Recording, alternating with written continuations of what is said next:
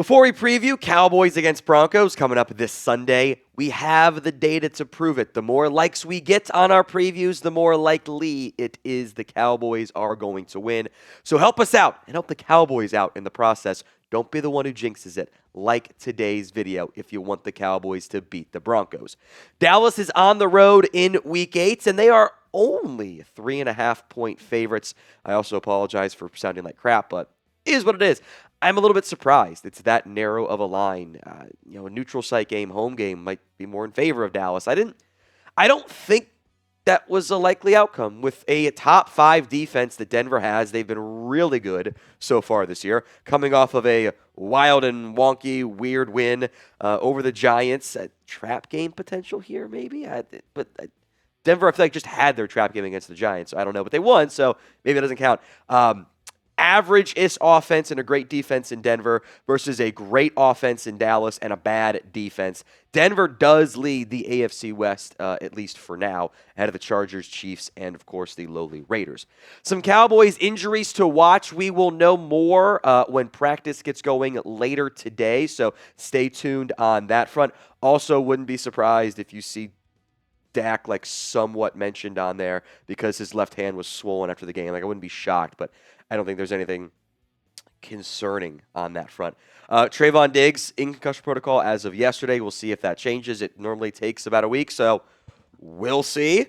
By the way, it is standard concussion protocol to be sent home. There's nothing you can do in the building if you're in concussion protocol. It's go home and get rest. That's kind of all you got there. Kenny Clark said he's going to play. I'm not too worried about his elbow injury. I'm actually kind of glad the Cowboys sat Marshawn Kneeland last week. He did not look good against Carolina. I don't think he was healthy at all. Extra week, we'll see how much that helps him. I don't know if Cooper Beebe's going to be able to return this week. It might take another week or maybe even 2 coming off of his own high ankle sprain, which was way more swollen than the other ones that Booker and Lamb faced. Ajani Cornelius has knee issues. I'm not overly concerned there. Juanyeh Thomas didn't play after having migraines last week. Hopefully he's back and out there because I would like him available for the Cowboys this upcoming week. All right, of note, Denver's mostly healthy. Jonah Ellis is a little bit banged up. We'll see if he's able to go or not. They will not have, however, Dre Greenlaw. He was suspended for Week 8 after – I saw the clip. It was kind of funny. I'm sure he said something out of pocket to the officials to get himself suspended.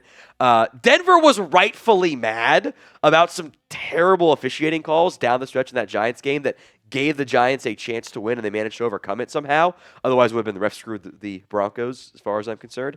But Greenlaw went a little bit crazy. So good news is you don't have to deal with him in this one. Who you got? C for the Cowboys, B for the Broncos. Let me know in the comments section of today's show. It's the pinned comment, by the way. As always, key to victory on our early/sometimes mid-week previews. Number 1, you have to have your quarterback continue to play at the elite level that he's playing at.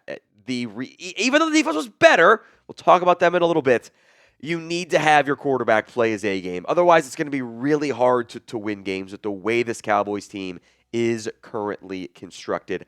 I will also say for Dak Prescott, this is one of the toughest tests he'll face all season long. This Denver defense is really good. They are 4th in points per game allowed. There have been some teams that have gotten them. They're 2nd in expected points added per play. So, are you moving the ball, not turning it over? Getting first downs. They're 1st in success rate. They're 3rd in yards per game. They're 6th in passing yards per game. They're 9th in rush yards per game. We'll come back to the run defense side here in a little bit. This is a really good Denver defense that's got pass rushers, that's got secondary players, have some linebackers. They're really talented. This is not an easy matchup for any NFL quarterback, and Dak included. But right now, what is your confidence level in Dak Prescott, who has been playing incredible football as of late? 1 to 10 is your scale. Let me know in the comments section of today's show. Number 2, key to victory. My defense has to contribute. We'll go more in depth on this on our Thursday live show, as long as I'm not dead by then. But I do think you might see some more zone usage against Bo Nix, because he's not as good against zone. But you still should play some man, and your defense has to be able to contribute and has to be able to make plays. Much better against the or last week against the Commanders, but it's not like they've played well this season. I mean, look, they're out here 30th in points per game, 29th in EPA per play, 32nd in success rate. They are 32nd in yards per game, 32nd in passing yards. It's all bad. Denver's offense, and we'll go more in depth on Bo Nix later this week. He hasn't been as good this year. It's a bit of a slow start like last year, but around this time last year he got going. We'll see if that happens this time around. Nix is limited. Denver fans get mad when you say it, but Sean Payton is calling an offense that is limiting Bo Nix, and I think that is because he thinks Bo Nix is a little bit limited. They don't really attack the intermediate levels of the field. They will do some deep shots. He's got mobility. He's got screen stuff. Sean Payton designs a really good game, but the success rate's low. They are a little bit feast or famine at times from this offense, and it gives the Cowboys a chance if they can limit the big plays, which has been an issue this season. Today's show is made possible by PrizePicks. You and I make decisions every day, but on PrizePicks, being right can get you paid. Don't miss any of the excitement this football season on PrizePicks, where it is good to be right. It is the only app that offers stacks. You can pick the same player up to 3 times in the same lineup, so you could do, Bo Nix passing yards and rushing yards, Dak Prescott passing yards and rushing yards, because that rushing yards number is always very low for Dak. You could also do the flex play, which means you can pick, 4, for example, more than CeeDee Lamb receiving yards, Sutton receiving yards, Dak passing TDs, and Javonte Williams carries. And if you get 3 of them right, you still win. So go download the PrizePicks app today and use code CLNS to get $50 in lineups after you play your first $5 lineup. That's code CLNS to get $50 in lineups after you play your first $5 lineup. Links in the comments section and the description of today's show. PrizePicks. It's good to be right. Number 3, I think you have to do a good job of keeping Dak Prescott upright. The overall numbers for the Cowboys offensive line look pretty solid, but I think sacks or a quarterback stat is a factor here. First, Denver's pass rush. Oh boy, they are good. They lead the NFL in quarterback pressure rate, 47.2%. Almost every other play, they're getting a pressure. They lead the NFL in sack rate, 12.8%. The time to throw is 2.87. Time to pressure is only 22nd, though they're not very high in those metrics. They have a good secondary, and it's all interconnected, and they don't allow a bunch of quick, easy completions, which gives their pass rush more time to get after it. Their get-off is second best in the NFL. They're very quick trigger players. They do blitz a decent amount, 4th highest rate. Teams have not had success historically blitzing Dak Prescott unless you show a crazy blitz package, which you might see as the game plan if Denver can get the Cowboys in to 3rd and long. The top 2 pass rushers, Nick Bonito, who I learned yesterday I am blocked by on Twitter. Don't know why. I've never once tweeted about him. Anyway, Jonathan Cooper, 18.8%. Nick Bonito, 19.4%. Stupid pressure rates. John Franklin Myers, Zach Allen are more interior guys. Justin Stronad's a linebacker. They will blitz him.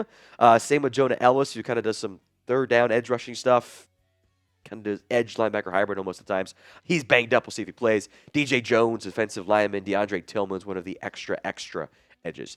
The Cowboys in pass protection this year actually have allowed the 6th lowest pressure rate in the NFL, 29.3%. Their sack rate is second best in football, despite the time to throw and the time to pressure being identical. You don't always see that, by the way. The time to pressure is actually, having that number be so high is actually a good thing for the Cowboys. You want it to be a very high number, actually. It means that kind of in the trend for the Cowboys, Dak is holding the ball literally a half second as long as possible. It's out right when it needs to be. They haven't faced that many blitzes and not great results when they do blitz. Might go more in depth on that again on the Thursday live show. Now, we'll be live for Cowboys against the Broncos, so do not miss out. Hit that sub button, youtube.com/CowboysTV. Join us for the live show. We'll have some fun, do some giveaways, and hopefully see a Cowboys win as well. Number 4, key to victory, the Javonte Williams revenge game. Denver didn't want him anymore. And their run game has been pretty good, so I don't think they're upset about it. But we're happy about it too. Javonte's been awesome this year. 5.3 yards per carry. Success rate is 47.7% this season. Javonte has been way better, not only than what I expected, than what we have ever seen out of him in his NFL career. He has never been this good. His best season was his rookie year. We had 203 carries, 903 yards, average 4.4 yards per carry with 4 touchdowns. He already has a career high in average, that hopefully stays. He is on pace to shatter his career high in yards, already has a career high long of a touchdown run, is approaching a career high in first downs, and already has a career high in touchdowns. He's been awesome. Denver's defense, pretty good up front. They haven't faced that many runs. They've been up in a bunch of games, so that makes some sense. 9th in yards per game, but 6th in yards per carry, even better on that front. Fewest explosive runs allowed, just 8. That's 10 yards or more. Only 4 touchdowns allowed. About league average in stuff rate, success rate, EPA per carry are all top 10. 3rd in yards before contact, but they aren't as good in yards after contact. Javonte's run pretty hard. He's actually been pretty good in that area. Give me your score prediction of the Cowboys against the Broncos. Let me know in the comments section of today's show. We'll get to mine at the end of today's video. Number 5, snap the streak. This happens sometimes when it's AFC versus NFC and these teams just don't play all that much. It's a lack of a volume sample size thing is a factor here as well. But Denver has owned the Cowboys in recent years. They have not had any success here. The Broncos have won 7 straight games against the Dallas Cowboys. The Cowboys' last win was in 1995. That's how long ago that was. In fact, the last time the Cowboys won in Denver, by the way, was a road win, of course, in 1992. I was 11 days old, and I'm a 30-year-old man now. That was a long, long time ago, which is kind of crazy to think about on that front. So my score prediction, I think it's weird the Cowboys are only 3.5-point dogs against Denver. Makes me think that Vegas knows something. So I'm going to go again, just like last week, ride the vibes. Cowboys pull off the upset, which ended up not being an upset. They ended up being favored when kickoff came around. I got the Cowboys winning. I low-key will go on Thursday. Maybe we see a Brandon Aubrey record-setting field goal in this one. Cowboys win 27-26.